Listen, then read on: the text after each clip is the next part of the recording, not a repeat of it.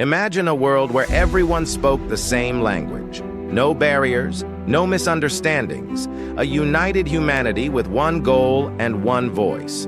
But unity turned into pride, and pride turned into rebellion. In the ancient plains of Shinar, men dared to challenge God himself. They built a tower that would touch the heavens. And what happened next became one of the most mysterious and terrifying turning points in human history. This is the untold story of the Tower of Babel, a story of ambition, divine judgment, and the scattering of nations. After the Great Flood, humanity had been reborn through Noah's family. Generations spread, and the earth was repopulated. But instead of spreading across the world as God commanded, the people gathered together. They settled in a fertile plain called Shinar, near the region we now know as Mesopotamia. They all spoke one language, and this gave them extraordinary unity. With no divisions of speech, they could achieve anything together, and that power was intoxicating. One day their leaders said, "Come, let us build a city and a tower with its top in the heavens. Let us make a name for ourselves, lest we be scattered across the face of the earth."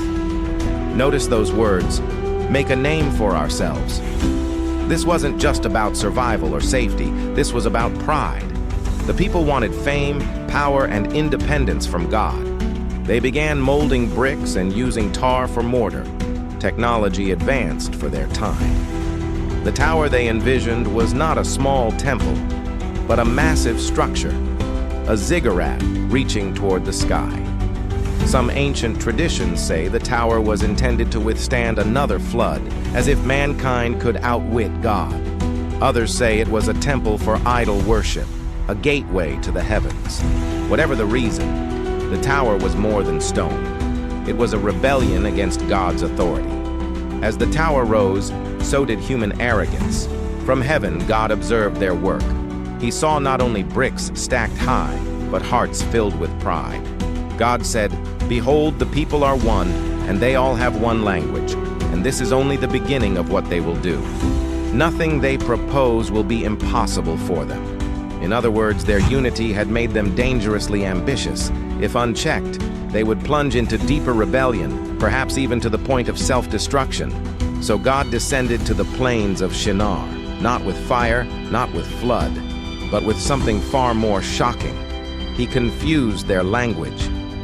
Suddenly, men working side by side could no longer understand each other. One mason shouted for more bricks, but his partner heard nonsense. Another asked for mortar, but the answer was gibberish. Chaos spread. The once united people turned frustrated, angry, and divided. The great project collapsed, not because of war, but because of words. Unable to work together, humanity abandoned the tower. Families and tribes drifted apart, grouping by the languages they now spoke. One group moved north, another south. Some traveled east, others west. From that moment, the earth was divided, not by oceans or mountains, but by language.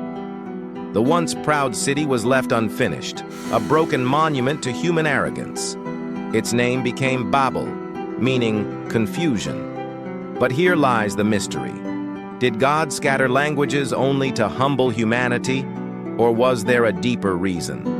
Some scholars believe the Tower of Babel was mankind's attempt to open forbidden spiritual doors, to reach the heavens not by worship, but by defiance. Others suggest the scattering of languages was the birth of nations, the moment when God laid the foundation for history as we know it. Even today, linguistic studies trace the diversity of languages back to a common root. It's as if Babel is still echoing in every tongue spoken on earth. The Tower of Babel teaches us that unity without God leads to destruction. Humanity tried to reach heaven, but without God's blessing, the tower crumbled. It shows us that pride always leads to downfall. When we exalt ourselves, we are destined to fall. But when we humble ourselves before God, He lifts us up. And perhaps most importantly, it reminds us that no matter how powerful humanity becomes, we are never greater than the Creator. The ruins of Babel still whisper a warning. Every empire that rises without God eventually falls. Every tower built on human pride will one day collapse. But there is hope. In the book of Acts, at Pentecost, God reversed the confusion of Babel, giving the disciples the gift of tongues so all nations could hear the gospel in their own language. Where Babel scattered, Christ unites.